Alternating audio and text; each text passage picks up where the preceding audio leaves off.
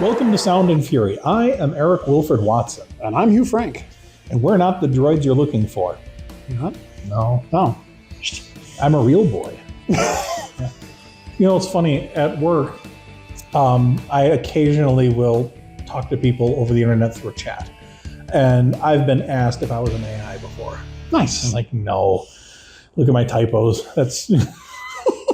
But anyway, in Star Wars, there's a lot of robots in those movies. There are. We don't serve their kind here. What? You're droids. They'll have to wait outside. We don't want them here. And I have noticed that not all people like the droids.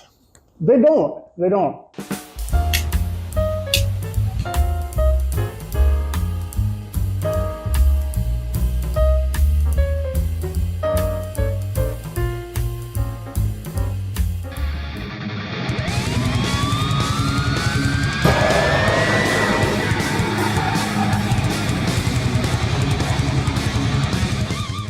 But the whole not your droids you're looking for, I don't know why this reminded me. So picture it. Indianapolis, 2010. I had just picked up my first generation Android phone. And it was new to me, and and they had Imperial Stormtroopers. They had the 501st Stormtrooper Legion, which is a real thing. I think I know what this is. And if you're not familiar with the 501st Stormtrooper Legion, they are a nationwide group of local individuals. So they're loosely collected, but each major city will have their own chapter, and they do really cool charitable stuff. Look them up; they're great. They'll go visit kids in hospitals. They're a great group of people, and they have like movie accurate Stormtrooper gear, and there's Darth Vader's, and it's like really cool. And they hired a bunch of these folks to actually do security at Gen Con.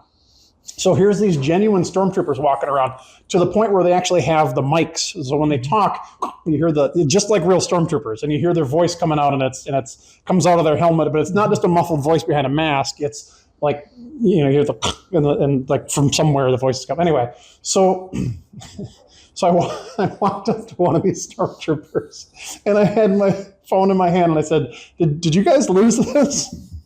And I hear, "No." I'm like, "So this isn't the droid you're looking for?" And I hear, "Aww." I made a Stormtrooper groan, and it was a highlight of my life. Yeah, that wasn't on my bucket list, but it should have been. Right. But they let me go about my business. And that's fair enough. So yeah. So droids. Anyway. Well, that reminds me of something I saw on the internet. I'm probably going to get the details of this wrong, but there was a guy, I think he was taken in front of a comic book store in Canada somewhere, and he was in full Stormtrooper outfit, including the blaster. The police showed up because of the fake blaster, and immediately took it away from him and whatnot. It's like, it's just a toy.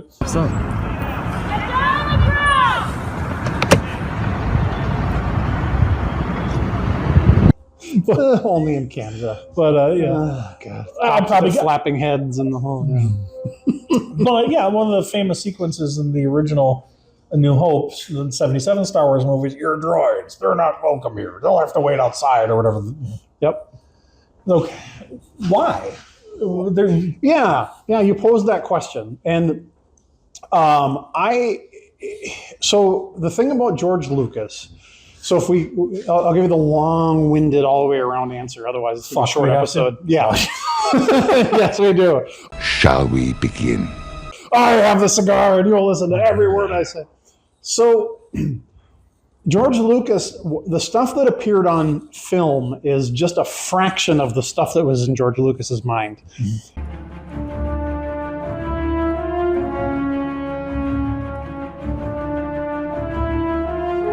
And it wasn't until much later you realize or you find out that the Clone Wars was very droid heavy. And they do flesh out a little bit in like The Mandalorian. My backpacks got jets. Well, I'm Boba, the fat. God, what's his name in the? Why can't I think of his name? Pedro Pascal. Yeah, Pedro Pascal, and then I can't remember the character's name. It's been too long. But anyway, is it Mando or? Yeah, they call him Mando or whatever. You find out his real name eventually. Yeah. But he hates droids. He absolutely hates droids. And it's because he was, as a child, his parents were murdered by robots, by droids. When do we kill all humans? And so he's hated them ever since, understandably so. And you don't know this bartender's background, but he's old enough to where he would have been around during the Clone Wars and probably has a vendetta. And it's never fleshed out. It's never told in canon, as far as I know. And maybe there's a story there somewhere. But that bartender probably had a background. I mean, the short version of it is they needed to not have those droids in the scene, right? But the background behind it, if you wanted to kind of fanboy it, would be he was an older gentleman, maybe as a child or as a younger person. He had a really bad experience with droids because there were battle droids everywhere, and maybe his parents were murdered. Yeah, there were no 3 laws of robotics in the Star Wars universe. They absolutely can kill people, and they do not have to disobey. They have a restraining bolt because they are perfectly capable of disobeying orders that humans give them. Hence the restraining bolt. And what's the new show with the kids? Skeleton Crew. Oh, the Skeleton Crew, yeah. Yeah, that droid is perfectly willing to murder children. Smee, yeah. Yeah. Yep, absolutely. So it is entirely possible, and I think that's how this conversation started. Why did this guy not like droids? And that's part of the deeper, the mentats you had mentioned from Dune. Dune is, if we wanted to be more cynical, we could say stolen from for Star Wars, borrowed from. I guess we could say if we didn't want to be cynical. Yeah, there's a lot of Dune in the original Star Wars. There's a lot of Dune in the original Star Wars. Yes. Yeah, it's even the desert planet just by itself. Tatooine is Arrakis. They even talk about spice mines, for goodness sakes. And that's another thing you don't really.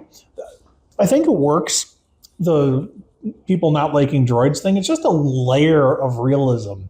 You don't necessarily need the backstory. That's just part of the way this universe is. And that's one of the things that makes the original Star Wars movie so great. There's a lot of little details that you don't get flushed out a lot because why would they? I mean, if people are prejudiced against droids, you don't really talk about it. Like, well, you're not welcome here because, during nobody's going to give an exposition on why they don't like droids. In modern shows, they would. But yeah, I guess they would. But yeah, he doesn't like droids. You don't really know why. It becomes kind of, you can reason it out later based on the depth of the universe as it exists. You realize they called it the Clone Wars, but it really should have been the Droid Wars, and so forth. And yeah, this guy probably had some trauma along the way.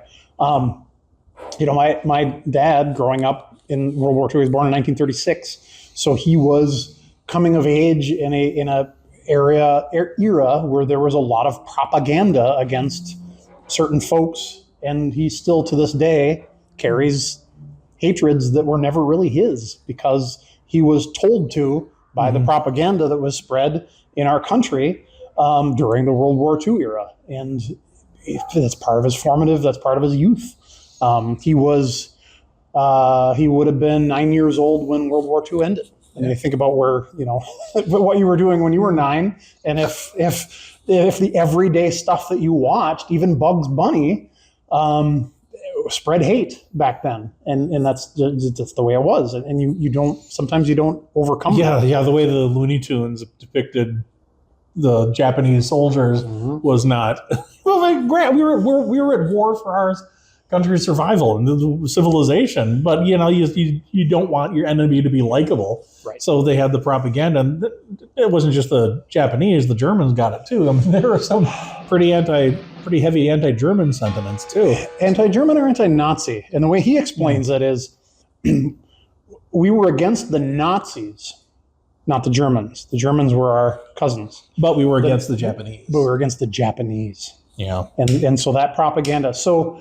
When I was kind of thinking about making mental notes, I very rarely write things down, but kind of making mental notes. It's because he doesn't know how. I never learned to read or write. But there are people that are alive today that, have certain prejudices. There will always be prejudices in the world, but some of them, are carried over from years and years and years ago. From either trauma or propaganda or who knows what. And you don't actually see any propaganda in the Star Wars universe. I don't think anti-droid propaganda, but was there? You know, Yeah, so if a droid army tried to take over your planet, you might not like droids. or even just, you know, you just grow up knowing that droids are evil. Just even if nothing actually happened to you personally, specifically, just the whole, you know, droids are, you see the film footage of the clankers coming and the, you know, the people dying and the, you know, they're not like us. I mean, that's the core of the propaganda, is to drive that wedge between you and the thing you're fighting against. Before the battleship Malevolence could destroy an Outer Rim clone medical base, a Republic strike force. To dehumanize, and well, it's pretty easy to dehumanize something that isn't human. Yeah, it was why it was originally, it's not the case anymore, but it was originally kind of hard for the Japanese car market to break into the U.S. because nobody wanted to buy a Japanese car. There's a reason my dad has never owned a Japanese car, never will. And there's a lot of Jewish people didn't buy German cars for, you know, Can't blame them. Yeah, that's a little history there. You don't see the rabbi driving his Mercedes typically. Right. Understandably so. So those things do hold over. And if it's a gigantic galactic war, there's going to be some grudges. Right.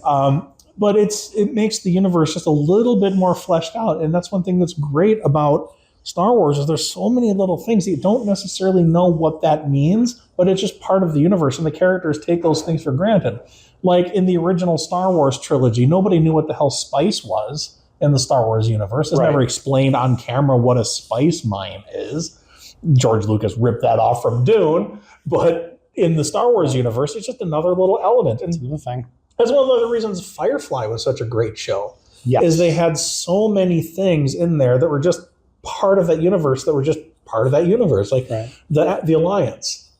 It's not mentioned on camera specifically, I don't think, but the Alliance is sort of the United States and China, of the two big powers that colonized this other star system. Right. If you look at the logo of the Alliance, it's sort of a mashup of the American and Chinese flags. Yep. It's just a detail that's there, and people are like casually speaking Chinese to each other. It's never talked about why they're speaking Chinese. I think it's kind of neat that if you actually translate the Chinese, they can sneak the vulgarity in. When they swear, they do it in Chinese. Right.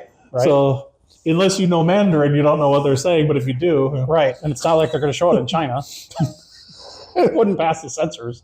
But yeah, that's part of that lived-in universe, and that is precisely why I don't like the movie Solo, because we don't need to go to the spice mines of Kessel. We don't know what the Kessel Run actually looked like. We don't need like all this stuff. We didn't need to know any of that. We didn't need to see that happen.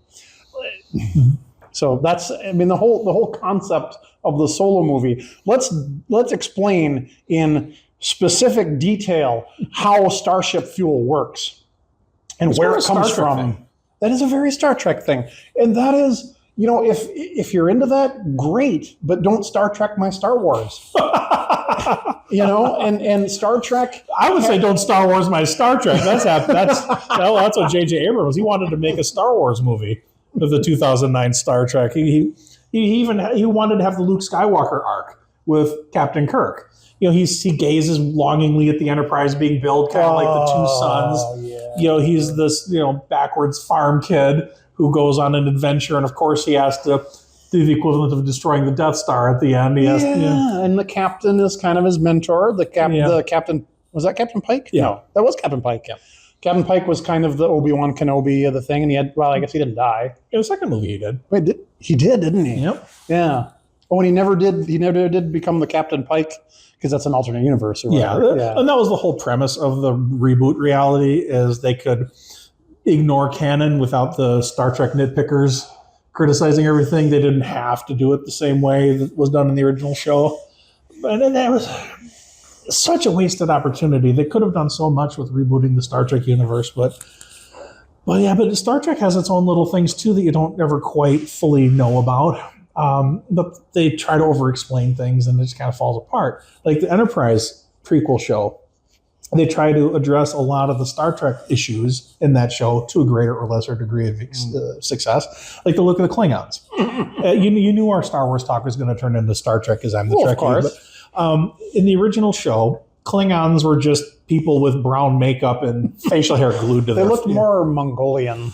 Yeah, then it's just the limitations of the day. They wanted to make him alien, so they just put this brown grease on him, which is So let's say that is low budget. That's an alien, And then when they got an actual budget, they started to put the head ridges on them to make them look more alien, which pissed off a lot of fans. Like, that's not what Klingons look like. Well, it is now. Yeah. But in Star Trek Enterprise, they actually have an episode where this...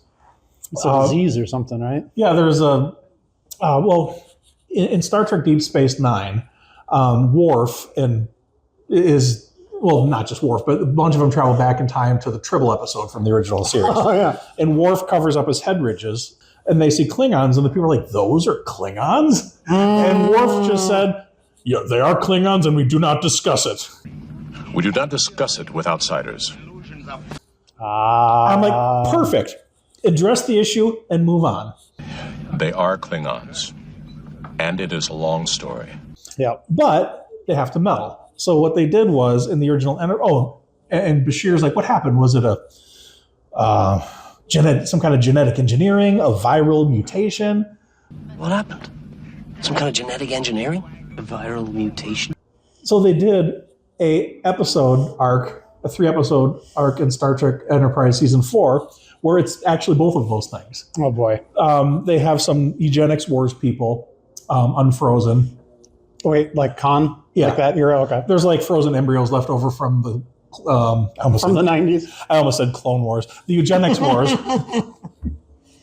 That's another backstory thing that I'm glad is backstory. They never really fully explained the eugenics wars, and I think that's a good thing. Yeah. Although they do go back in one of the episodes of one of the shows and don't kill Khan or whatever, right? Yeah, it's a whole... In Enterprise, they kind of... Anyway, or Strange New Worlds, they have a continuity reset. Continuity, yeah. But in any event, in Enterprise, they introduced the flat-headed Klingons. And there's like, oh, even my children will have this defect. Okay, sure, fine. But then you get Strange New Worlds and Discovery, which is supposed to be between, and then the Klingons have their head ridges again. More so, they look like orcs. Right. So it's like, so you do this... Yeah, they fix it and then they break it again. Yeah, exactly. It would have been better if they just left it alone. They did it perfectly in Deep Space Nine. They just acknowledge that they look different and move on. Right. Perfect.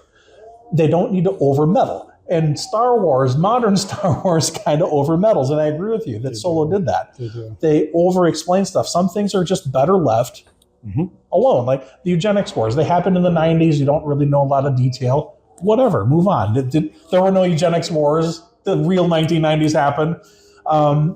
You just kind of acknowledge it and move on. Right. Right. Yep. Yeah. And that's one of the back to Firefly. One of my favorite lines from Firefly is, and I forget which episode it's in, but they want to get from point A to point B kind of fast. And Wash says something like, well, we can make it there by tomorrow if we burn hard enough, or something like that. He doesn't explain how the drive works. He doesn't explain what they're burning. It's obviously some sort of fuel. Or even a metaphor. It's, yeah. And you know that they're relatively impoverished people. They're kind of living space paycheck to paycheck.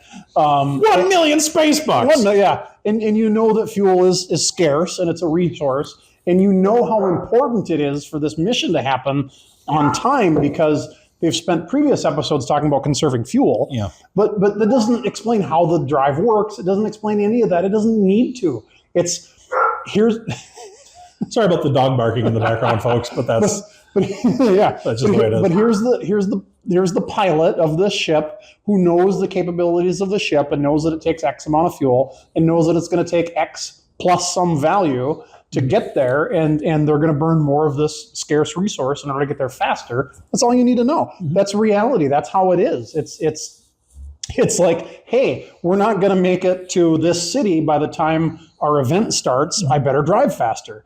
And in reality, you're more concerned with cops than burning fuel or whatever. But it's really no different. But in Star Trek, you get Geordi LaForge explaining exactly why the warp engines aren't working right now. Right. And the intermix chamber, it's all fake. So, I mean, there's still a little bit of mystery there. Right. Nobody knows exactly how space is warped, but they treat it like real science, even though it's complete bullshit nonsense. Yeah. But they treat it, they act like it's real science, but you still, they don't like. They still leave a little bit of mystery there because it's actually fake. Like, how fast is warp 9.3? They never say exactly. Right. It's a sliding scale. Yeah. But they never say exactly how fast warp 5 is. It's easy to get a little jumpy when you're traveling at 30 million kilometers a second. I think, and it's just a lived-in universe in Star Wars and Star Trek, but more so in Star Wars. Right. Star Trek, you get like most of it's like in Starfleet, so you get that. But Star Wars, there's just so many little tiny details that enrich the universe, and I wish they did that in more stories, especially in a science fiction and fantasy setting. And in fantasy, they can over-explain the magic too. Yeah, and it's midichlorians ruined. Midichlorians, oh god, it's, but then it's kind of like if you take Dune for example, that there's these mentats, and at some point in human history, there was like a Terminator-esque apocalypse where the machines took over, and ever since then, nobody's trusted computers enough, and now you have genetically engineered people that can form the functions of computers. They take the place of computers, and like all the navigation is done by these navigators who eat the spice, and everything is, that whole universe is built around the whole post-Terminator world. Matter of fact, it could live in the same world for all we know. I think they did address that in some of the novels after Frank Herbert died. But. Okay, but they don't have to relive it over and over again. And back to the point of the whole Clone Wars, like it was a thing that happened. It's talked about, but kind of like we talk about World War II, it's a thing that happened for most of us. It's just history, and we don't on a day-to-day basis have a conversation and say, well, this is this way because of what happened in World War II. Yeah. We live in the world we live in because of our history, and that is what it is. But we don't. It's not part of our everyday conversation. We don't have expositions on. Oh, well, I'm going to drive this particular car because it was manufactured by this manufacturer, and this is the position they were in during World War II. Like, like this is a Japanese car, but a lot of people didn't like to drive Japanese cars after World War II because we were at war. Nobody's right. Yeah, we're talking about it now because it's our show, and that's the point. But like, when was the last time somebody, when's the last time you looked at a Mitsubishi and thought about the fact that the three triangles are actually the three blades of a Zero fighter, because Mitsubishi made the Zero, and it's the same company. And it's like BMW. Their logo is supposed to look like an airplane propeller because from World War I when BMW is manufacturing German airplanes. They don't really talk about that. It's kind of funny. Like if you go to the Volkswagen website, they don't really. There's a block of history missing. Yeah, they know it's funny. They don't. Yeah, they don't show the picture of Hitler with the Beetle. Hitler and Ferdinand Porsche designing the people's car. Yeah, that probably doesn't fit in the modern marketing anymore. Yeah. Farfignugan meant something else back then. Fanta soda doesn't mention it's a Nazi drink. Oh, yeah. You know about that? No. Coca-Cola plants existed in Germany before World War II, and then when they started to go to war with Germany, they didn't really have Coca-Cola anymore. So they reused those facilities and they created Fanta. I don't know why the Germans liked orange, but whatever. And then after the war ended, the German Coca-Cola plants reintegrated with the United States Coca-Cola Company, and then we have, the Fantas all over the world now. And it was originally created during Nazi Germany. But nobody's going to pick up their Fanta. and explain unless they're drink their Nazi. Well, most people don't know that. But yeah, it's a random fact that I know for reasons. Yeah, you're right. That nobody flies an airplane and talks about the Wright brothers. Right, exactly right. The first two unsuccessful brothers to make an airplane were the Wrong brothers. So droids. So that is the long-winded explanation, probably, as to why that guy didn't like droids. It's interesting that nobody else throughout the universe really had that point of view. But it all depends greatly on your point of view. Obi-Wan Kenobi even has a little bit of anti-droid prejudice, subtle, but it's there. If droids could think, there'd be none of us, would there? Yeah. So it's just a little insult to the droids. Yeah. Are droids sentient in Star Wars? No. Okay. At one point, C-3PO says, I think I'll power down now or whatever. Although, I don't know. Maybe semi-sentient. I don't know. That's a very good... There's not really... He does have a sense of self-preservation. I don't know. That reminds me of an episode of Star Trek. And who would program C-3PO to be that way? Yeah, it's easy to over-explain your shit in fiction, and there's a big temptation to do it too.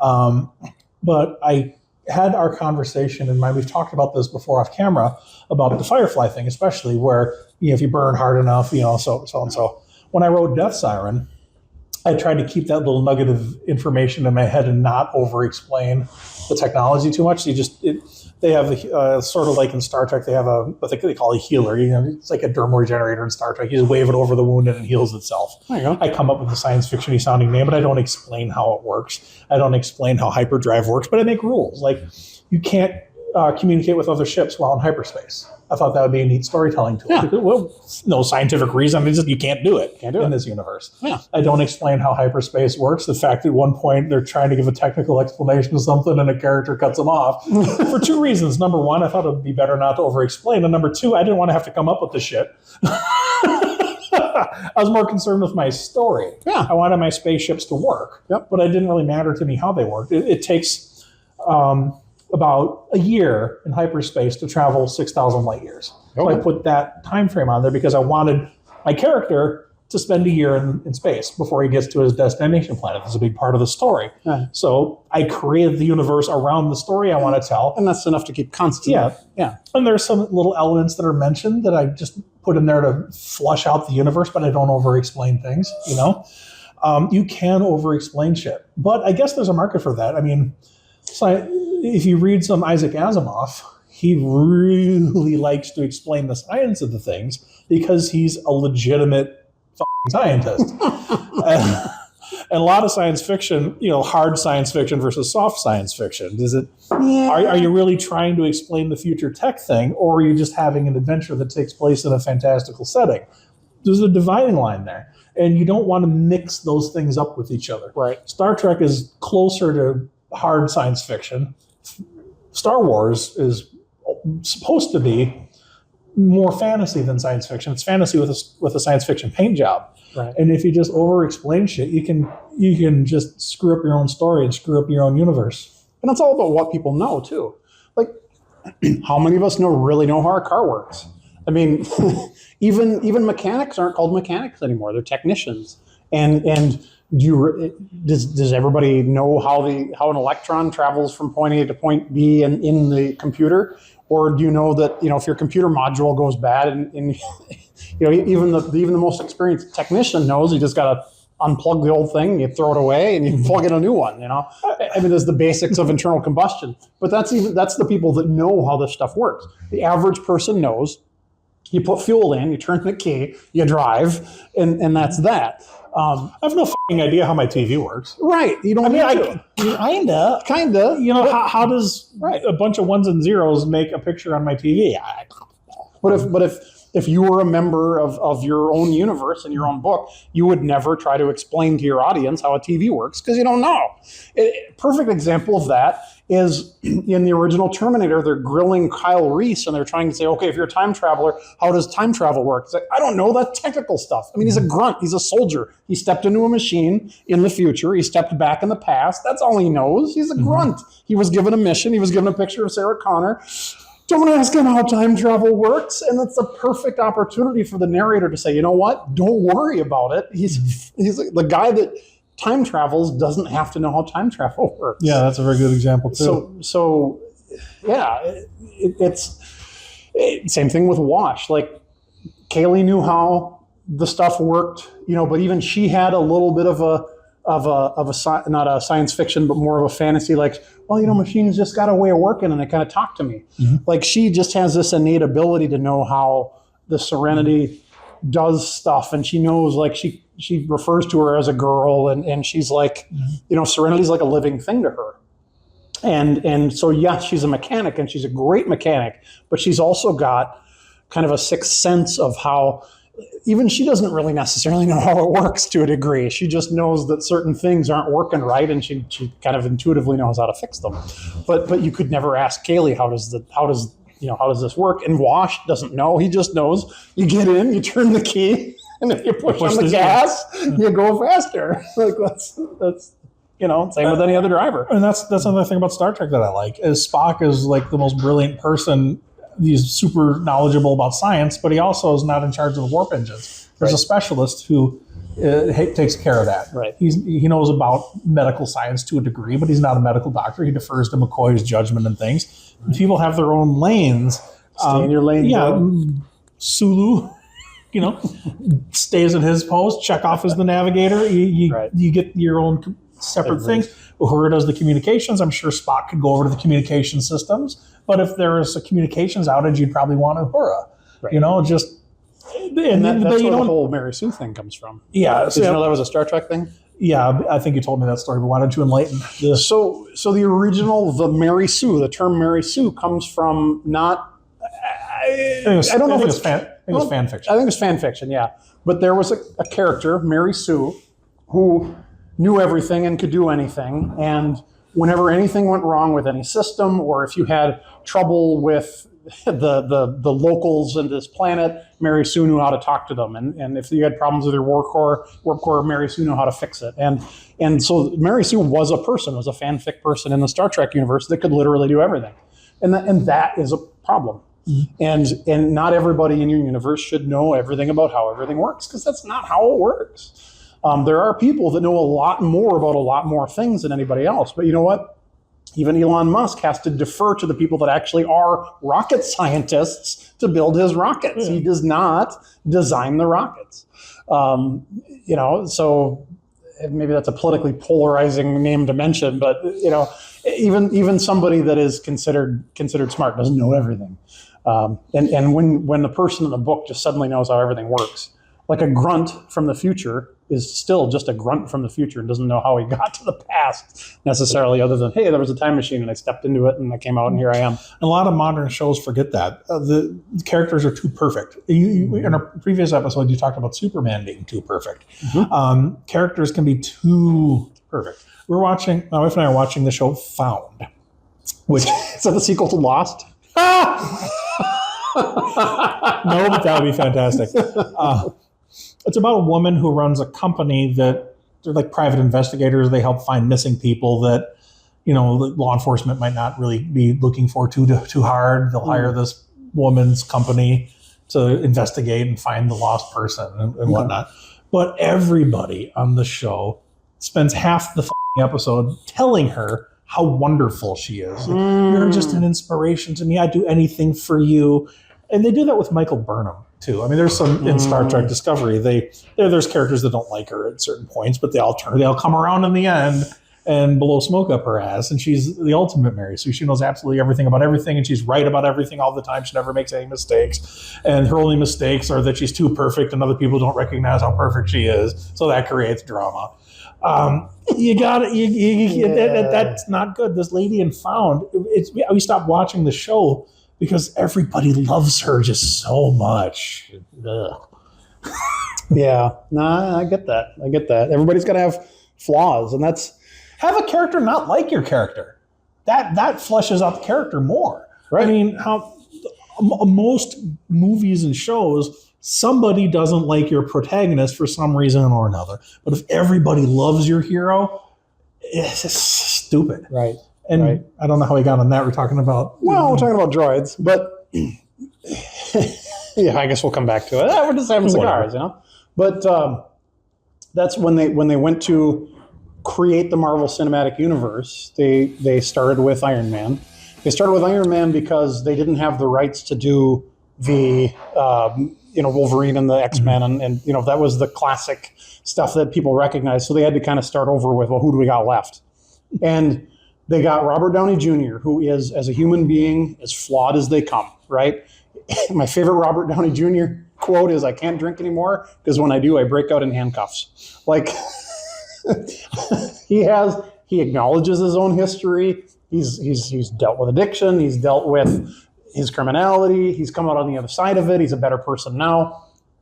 perfect person to play Tony Stark because Tony Stark is an asshole in the beginning. He's a terrible person. He's a womanizing, warmongering prick who is just self-absorbed and he goes through this stuff and becomes a better person on the other side of it. And ultimately self-sacrifice. And ultimately, at the end of all of it, looking back at the original Avengers movie when, you're always the guy, I just cut the wire. Yeah, you always have the witty retort. You're never the guy that would put his body down on on the wire and let somebody else crawl over it. Like Captain America just sums him up perfectly. And by the end of all of that, he sacrifices himself to save literally half of the universe. Mm-hmm. And like that character growth. And he starts off completely the opposite, as self-absorbed as a person can be, as flawed as a person could be. And it makes him a real character. You don't have to like him. Matter of fact, you're not really supposed to like him. You're supposed to kind of go along with his character development. And if you start off perfect, where do you go? Mm-hmm. Where do you go? I think Reacher is a good example of that. I love the Jack Reacher novels, and I love the new television show. Hate the Tom Cruise movies. Worst miscasting in the history of whatever. But I would argue Trillion in the Hitchhiker's Guide to the Galaxy. But anyway, the show Reacher is excellent at certain things, but he's not so excellent at other things. He's not really good at interacting with people very well. He's very matter of fact. He's not a hero in the sense of good guy. He's actually sort of an anti-hero. He'll flat out murder people. Cool. In the books in the show. I mean, kind of like Peacekeeper. I don't care how many men, women, and children I have to murder for peace. In the most recent season, Reacher season 3 is currently going. It's based on the novel Persuader, which is a good book, and the adaptations are very close to it. But he's recruited. He's a wanderer, but he has law enforcement connections from back when he was in the military police. He infiltrates this, what they think is a drug lord, but it actually turns out he's a gun runner. It's like, that's whatever. He's in a warehouse with the bad guys that he's supposedly with. And one of the guys is like pointing like which way to go during this like warehouse shootout. And as soon as the guy turns his back, Reacher just shoots him in the back of the head nonchalantly. And I laughed. It's like, we're rooting for this guy who's on the side of righteousness because he's trying to stop this gun smuggling thing, and he's pissed off that there's an old character that he thought he had murdered but apparently lived, and there's a little bit of drama for that. But he just does not have any qualms at all about executing people. Dang. So he's an anti-hero, but he does it for good reasons. He's like the Punisher. He'll kill with absolutely zero remorse. Yeah. But he's also flawed in other areas. He's not good at interacting with people. He's also flawed. In addition to being a flat out murderer, he also has flaws. He doesn't keep relationships with people that are important to him that he should keep relationships with. Gotcha. He doesn't like driving. They don't really depict that in the show, but he's a terrible driver. But so you put limitations on your character too. But if he's going to fight somebody, he's going to win. He's really good at beating the shit out of people and killing people, and that's where he shines. Gotcha. He's not so good about being a person, though. Gotcha. But it makes for an interesting, fun to watch character. Same reason you wouldn't hire a plumber to do shingles on your roof. Yeah. You want somebody to murder somebody, you don't ask them for relationship advice. You hire them to murder somebody. And if you want somebody to work on your relationship, you don't hire a murderer. Everybody's specialized, I guess. It's sort of a side issue, but that's sort of a good trope that works. They used to do that in a lot of Westerns, like the mysterious stranger rolls into town. He has a backstory, but you don't know what it is, but you know that they went through some shit at some point. And the more you explain it, the less interesting it can get sometimes. Yeah, absolutely. And that's the same thing with the Star Wars universe. If you over-explain some things, the Force was this mystical power that certain people could wield. They just mentioned that it's generated by life, and if you are sensitive to it, you can use it to whatever. And then it turns out that it's space scabies or some sort of viral infection. And Barclay's protomorphosis disease. Yeah. That's my personal favorite. It's all true. Hit that like and subscribe button because we'll definitely make more episodes. Yes. I think. I hope. A new hope. Well, let us know in the comments what you think. Our rambling bullshit conversation, did anything pique your interest? What would you like us to talk about next? Because, we're open to suggestions. We like to please our audience. Yes. And we would like to know 3 things. What is your name? What is your quest? And what is the airspeed velocity of an unladen swallow? I thought you were going to say, what's your favorite color? Oh, blue. No, no!